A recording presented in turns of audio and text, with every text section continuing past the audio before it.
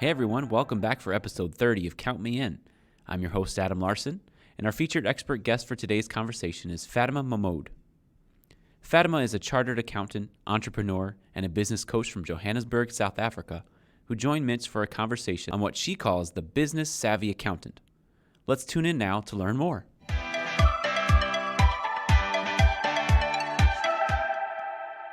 In your opinion, what skills are most necessary for an accountant to be successful in today's business environment? Okay, so I think the most important thing, we are accountants by profession, is definitely the technical skills. I think that goes without saying. But on top of that, there's two other very important elements, I think. And the second one is business acumen. And when I say business acumen, I really mean where you can tie in your technical skills with helping the business achieve what it needs to. So it's not just knowing or understanding how the business works, what's the debtors process. It's actually tying in your technical skills with what the business needs. And I'll use the debtors process as an example. So we all know you need to do a debtors check in the beginning. You need to ensure that they have a credit limit. You've done the credit vetting, etc. Now, as the accountant, you know that. What I've realized is simple things like this. Sometimes within the company, people don't understand the importance of it until you're way down the line and you're not getting the money from your debtors. So what I find is communicate, talk, and let your salespeople know why it's so important and how this impacts and affects them. And that's the difference between understanding the business and business acumen, which is really important. And then the third thing that we are never taught as accountants, I would say, is communication skills. We understand numbers. We never taught how to present those numbers through a story that business leaders can actually understand. How many meetings have we been in where the accountant is just asked to then present the numbers as he or she is going through it? No one's actively engaging. They're either busy with something else because we don't present our numbers in a way that tells a story of the business. And I find it really useful, and what has helped me a lot, and I get very great feedback, is when I present with telling a story. And I do that by talking to my colleagues beforehand, saying, hey, I see our sales are actually up this month. That's great. What was the reason behind it? How did it go? Was it customer A? And tying that in, so when you're presenting, the people you've spoken to actually feel like they're part of your presentation. They feel like you're presenting a part of their story. And that's really, really key. Now, how do these different skills change or adapt when you're looking to be an entrepreneur? So what I've realized, and running 3-4 businesses of my own and then successfully selling them off, my technical skills, as much as I thought they would be the center around my entrepreneurship journey, they were not. And I think that's a very common mistake that we make as accountants. We feel that because, I'm a chartered accountant, I know what I need to do, the technical skills are the center. No. I find that your business acumen, your business knowledge, is the most important thing when you start your entrepreneurship journey. Who you do business with, the clients you get into, they don't really care whether you're a chartered accountant, whether you're a qualified accountant by profession. They have a problem and they need to understand that you as a person have the skill set to solve that problem for them. And they may not even realize that it's an accounting problem. So you need to be able to, again, have the business acumen to show them that the skill set that you have actually matches. And this goes with any business, whether you're starting a retail business as well. Customers, consumers will come in with a certain need, and you have to be able to identify, tap that, and resolve it for them. The second thing that I find is really important is on the leadership side. We learn accounting, we learn everything on that end, but none of us are really taught the leadership skills that are necessary. So in that goes communication, networking. Networking is, a very big word that everyone uses. Attend networking sessions. Why don't you meet with this one? But how do you attend? What do you go and what do you want to get out of attending these things? Because time is key. You can't spend 50% of your time attending different events and you don't get any leads from there. So it's your leadership, your communication. When you attend these sessions, Who are you targeting? Who are you going to meet? How are you going to start the conversation with them? You need to think all these things through before you go in. And the last bit is you need to identify within your networks who's the right people to help you unlock the path that you need forward. Because an entrepreneurship journey can get very lonely and you cannot really resolve everything on your own. So you need to understand that at certain points you will need help, and who are the people you can turn to for help. I remember when I started my practice, the first 3 months, I had not one client, not one lead. And that was really because I sat and I said, I'm qualified, I offer a service, this is what I'm worth, and I'm not willing to talk, negotiate, or even understand what's happening in the market. And 3 months with not a client, and then you realize, you know what, entrepreneurship doesn't work like this. So you've used the word business acumen a few times now, but in preparing for our call, I know you referenced business savvy quite a few times. So I'm curious, what does an accountant who is business savvy actually look like? So I define an accountant who is business savvy. What do they look like? That's the person who has a seat at every table where business decisions are being made, where strategy is being discussed, where your opinions are actually being asked. And you have people who make these decisions within the organization come through and say, hey, Fatima, this is what we're thinking. We heard your presentation, or you really helped us on this exercise. What are your thoughts around this? How do you think we should approach this new contract that we're looking at signing with this customer? Do you want to join in the meeting? And then when you join in the meeting, it's having a voice on the table that's actually heard. And that's when you realize that your business acumen has translated to becoming business savvy. People now know what you bring to the table, and people can see you as beyond just being the accountant in the business. Many of our listeners are more corporate accountants. So I'm curious, how does a business savvy accountant function in the corporate world as opposed to the entrepreneurial environment? So the key difference in the key item that's different in the two, and I've had seats on both sides, when you're in the corporate world, you know that those deals are around. You know that customers are there. You've got a client base. You've got that support structure that I mentioned, that in an entrepreneurship journey, it can get very lonely.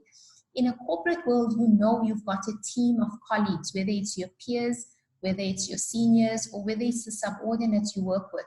And each one has their item that they work on. And then as a business savvy accountant, you would work on identifying them and bringing everything together through the numbers that would tell a story.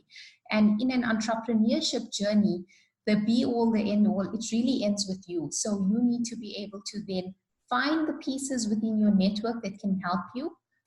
Whereas in a corporate world, you know they're sitting in the office with you. And then you work on building the relationships. You work on getting the people together.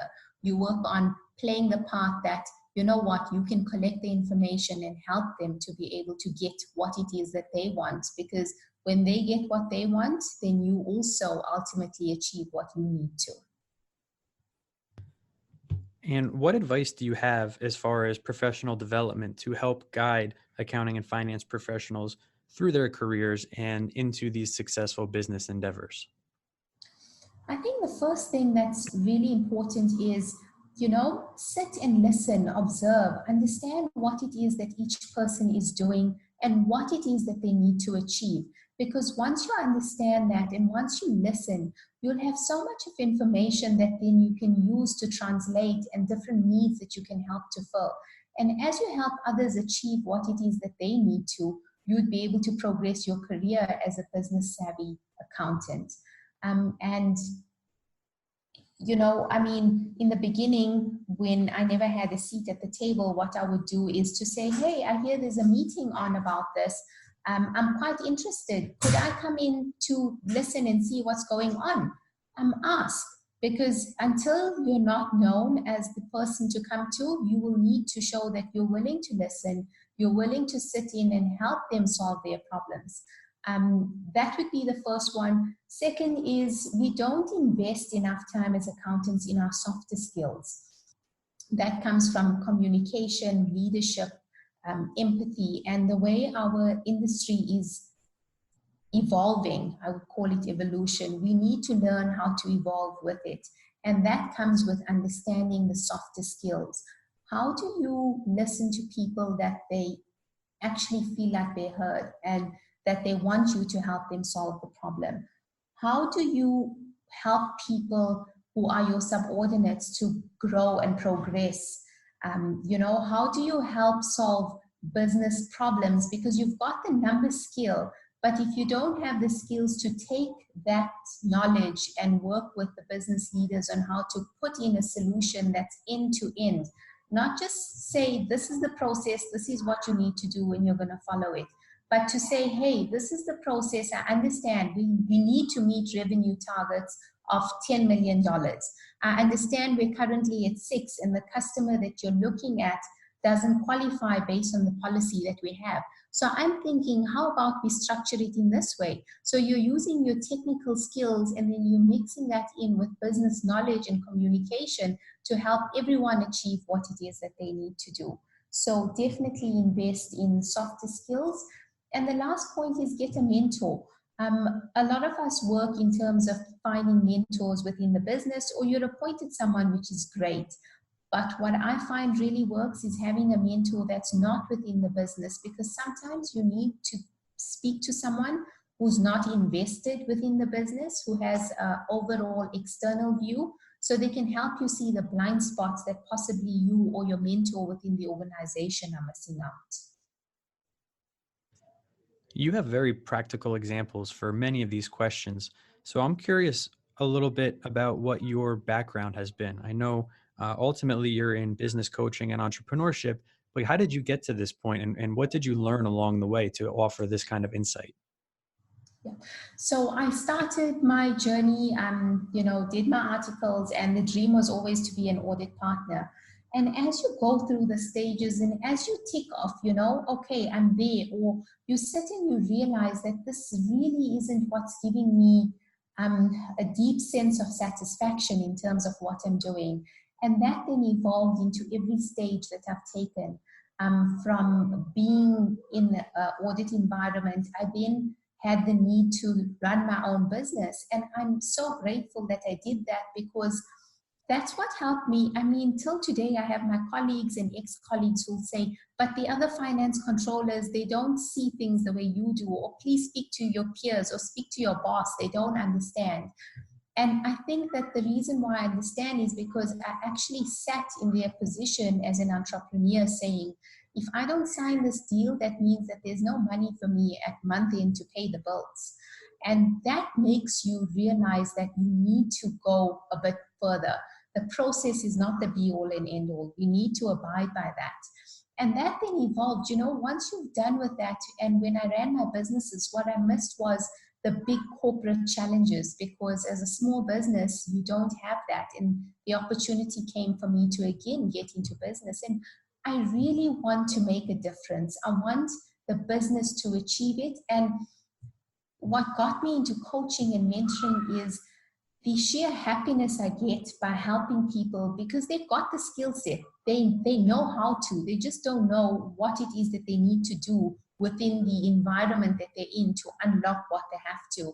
And to be able to, through my experience, help them to say, why don't you approach it in this way? Or have you thought about this? And the most important thing is not to say you should do this or I think you should do that, is have you thought about this? What about thinking of doing it in this way? Always phrasing it in that way. And really, Mitchell, for me, it was that happiness, when we achieve as a team, when you can actually see how people progress. I mean, in my business, some of my clients were people who were my trainee accountants who were now CFOs or running their own business, because it's an evolving world. And yeah, that's why it's always what next, and that's where I am now.